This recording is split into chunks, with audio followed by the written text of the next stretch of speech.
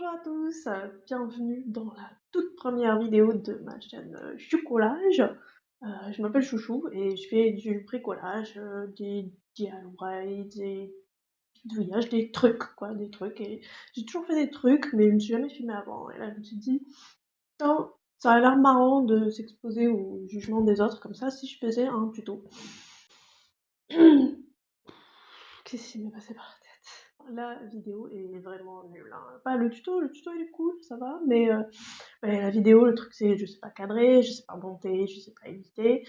La qualité de la caméra laisse clairement à désirer, la lumière aussi, le son, c'est le micro de mon casque. Voilà. La caméra arrête pas de trembler, c'est pas possible. À chaque fois que je bouge ça parce qu'elle est branchée directement à mon téléphone. Sinon je fais l'intro comme ça. Houston, nous avons un problème. Je me suis dit, si j'attendais de savoir le faire parfaitement avant de poster, je posterai jamais, parce que c'est en faisant qu'on apprend. Et voilà, donc c'est mon premier tuto. On va essayer de passer par-dessus le somme et de poster quand même. Et j'espère qu'elle vous plaira malgré tout. Dites-moi ce que vous en pensez.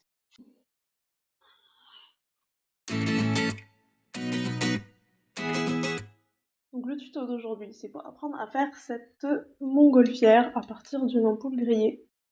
C'est vraiment facile. Je pense à chaque fois que je vais griller une ampoule, je vais faire une montgolfière et je vais avoir une petite collection sur mon étagère. Et du coup, l'inspiration pour cette montgolfière, elle vient d'une youtubeuse japonaise qui s'appelle Nelko Neko. Si vous la connaissez pas, checkez sa chaîne, je vais mettre le lien en description. C'est vraiment ouf ce qu'elle fait. Elle a tellement de talent, cette meuf. Elle a fait une montgolfière comme ça, un peu steampunk, mais plus grosse, elle c'était sur un ballon de baudruche.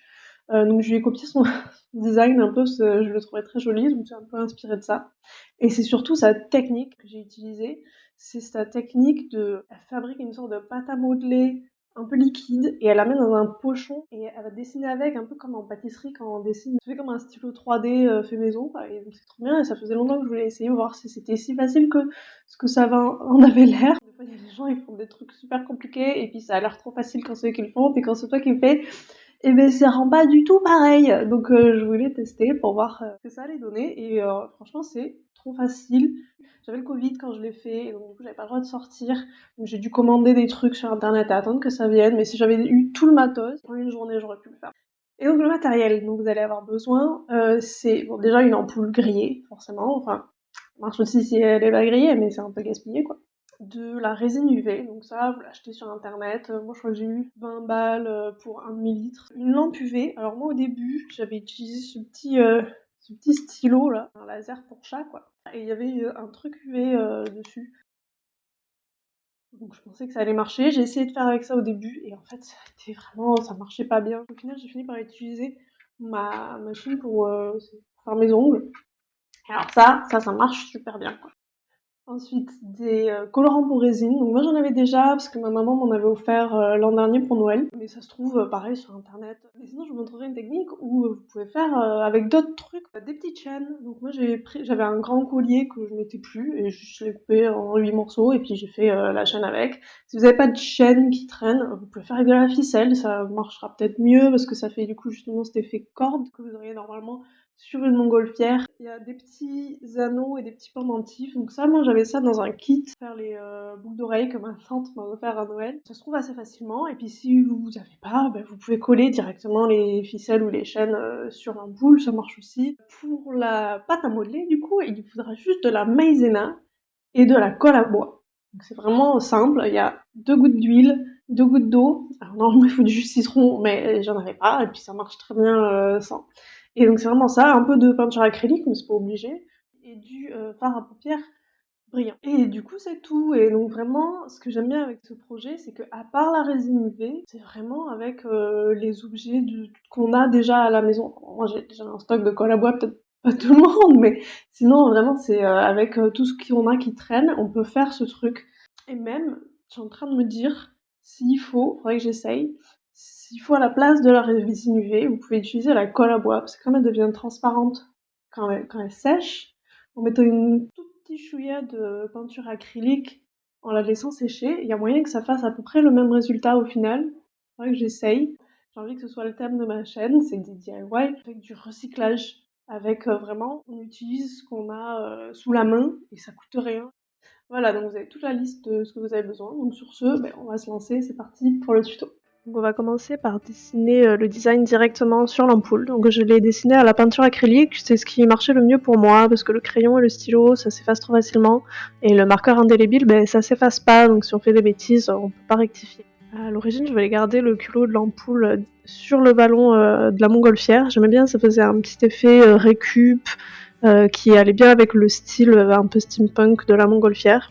Et je pensais faire un panier, une nacelle séparément en carton et en pâte à modeler. Sauf que à un moment donné, donc justement en nettoyant mes bêtises, j'ai pas serré fort, mais le culot de l'ampoule m'est resté dans la main.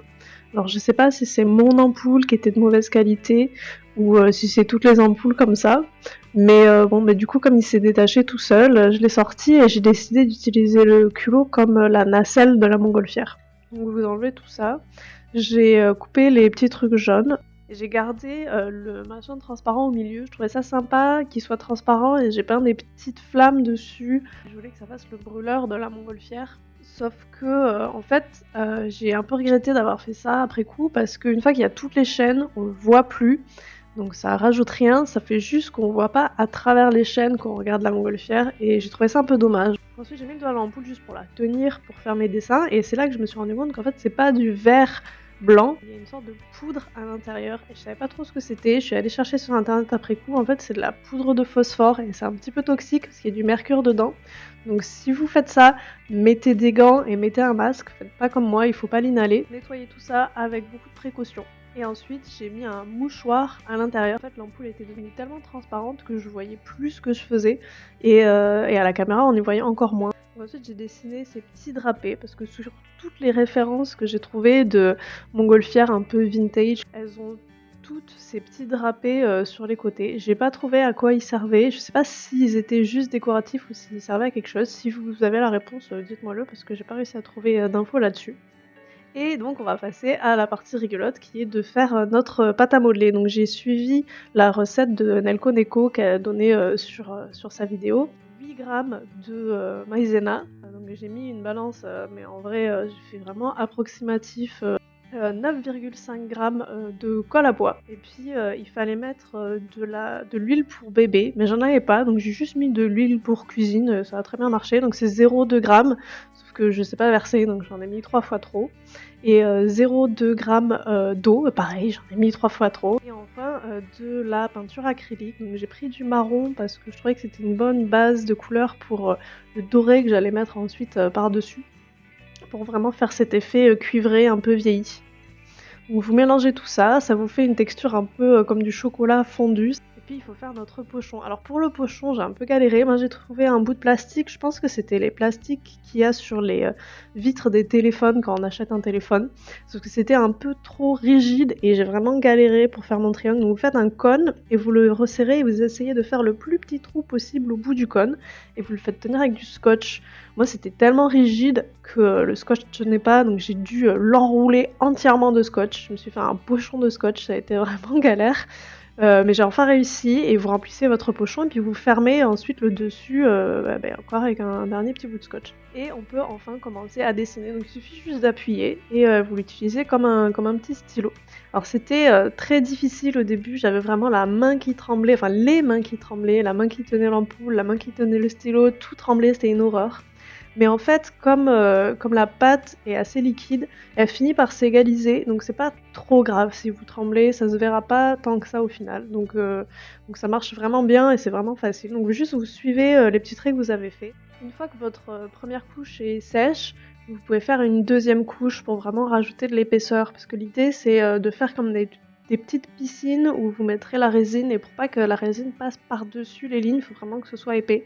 Donc vous pouvez mettre 2-3 couches, juste attendez que ça sèche entre chaque couche. Puis ensuite il faut passer aux détails. Et vraiment sur ce genre de projet, c'est les petits détails qui vont faire toute la différence, donc essayez d'en mettre le plus possible. C'est ça qui va vraiment donner de l'âme au design du projet. Donc n'hésitez pas à rajouter le plus de couches possible pour vos détails, parce que ça va vraiment s'aplatir comme la pâte est assez liquide. Pour le draper, ce que j'ai fait, c'est j'ai fait une première couche où j'ai juste tout rempli. Et une fois que c'était sec, j'ai fait une deuxième couche où j'ai cette fois-ci juste rajouté des traits que j'ai un peu espacés et ça fait comme les vagues du drapé. J'ai eu un petit souci, c'est la partie courbée vers l'intérieur de mon ampoule, la pâte s'est décollée. Donc j'ai juste tout cassé et remis, et ça a servi un peu à rien parce que la couche que j'ai remis s'est aussi redétachée. Et en fait, ce que j'ai fait au final, c'est que j'ai juste rempli avec de la résine UV pour boucher les trous. Et enfin, une fois que vous avez terminé le design, on va pouvoir accrocher les petits anneaux qui vont tenir les chaînes. Donc là, j'ai mis juste un petit point de pâte et avec une petite pince, j'ai mis l'anneau dans la pâte encore humide. J'ai rajouté un petit peu de pâte par-dessus aussi pour vraiment fermer la goutte. Et enfin, donc on va faire dorer tout notre design. Donc là, j'ai utilisé du top coat du vernis à ongles UV parce que j'avais pas encore reçu ma résine UV, mais ça marche avec la résine UV. Vous faites sécher tout ça avec votre lumière UV. Et puis on va mettre du doré. Donc moi, c'était une vieille palette de fard à paupières que j'utilisais plus et il y avait ce très joli doré dedans. Donc j'ai juste tout recouvert. Ça colle très bien avec la résine UV ou avec le top coat. Je me suis rendu compte que ça tenait même sans au final. Donc vous en mettez vraiment partout, sur les bords le plus possible. Prenez un petit pinceau pour vraiment rentrer dans les détails et dans tous les cracks pour que ce soit vraiment très joli. Et enfin, il faut nettoyer. Donc j'avais de la peinture acrylique, j'avais du fard à paupières, j'avais de la pâte, il y en avait partout parce que je suis vraiment pas quelqu'un de très délicat quand il s'agit de faire des projets. Je pensais au début peut-être le laisser pour que ça rajoute un peu cet effet vieilli, mais en fait il faut penser à l'échelle. Sur la taille d'une montgolfière, une tâche comme ça ferait 4-5 mètres de long et ça fait pas du tout effet vieilli en fait, ça fait juste ça casse un peu l'échelle de la montgolfière. Et puis donc pour la nacelle, ce que j'ai fait c'est j'ai rajouté un gros pâté de pâte tout autour pour faire le rebord, et puis j'ai collé avec de la super glue, j'ai juste rentré les anneaux à l'intérieur. On accrochera le lest comme décoration.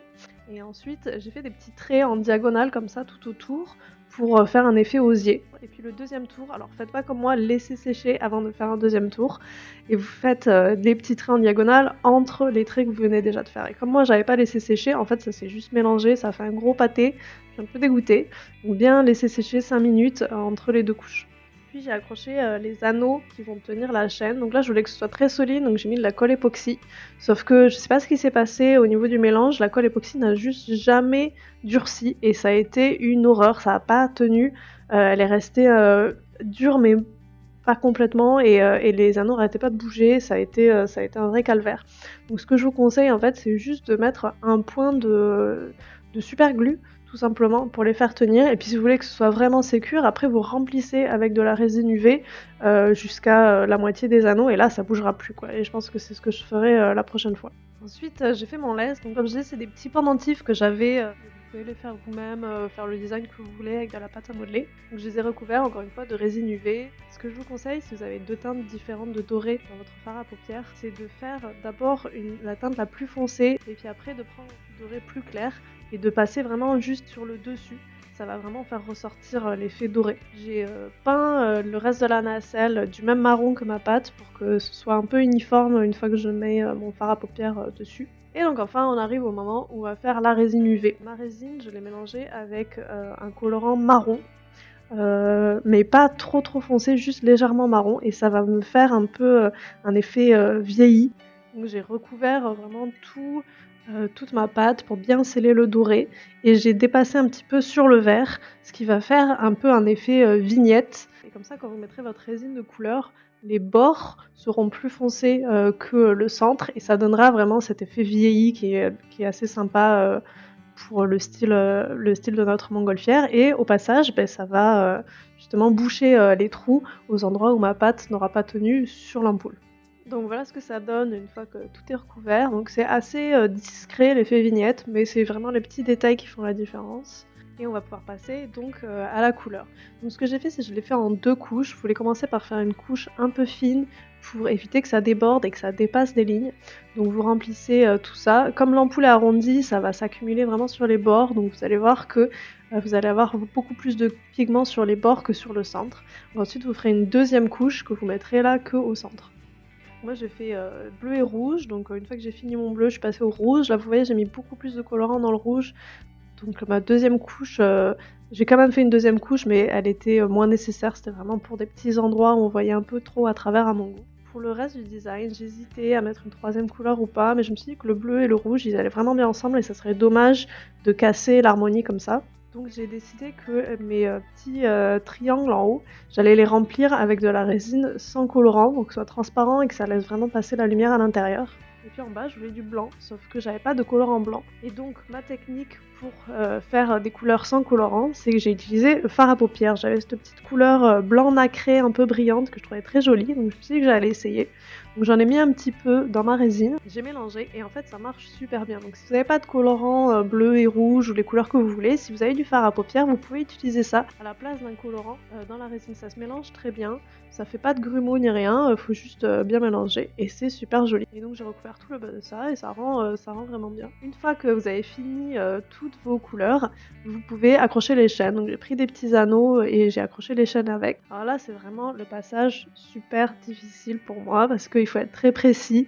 J'avais tellement peur de casser l'ampoule, de la faire tomber par terre, de la casser en mille morceaux. Prenez bien votre temps pour accrocher tout ça. Ça peut être très frustrant mais allez-y doucement. Et une fois que j'ai fini, en fait j'avais aucune des chaînes qui avait la même taille. Donc ce que j'ai fait c'est j'ai enlevé des maillons de chaînes là où il y en avait trop. Et puis j'ai mis une dernière chaîne qui relie mes 8 chaînes entre elles. Et voilà, vous avez fini votre montgolfière. Voici le résultat final.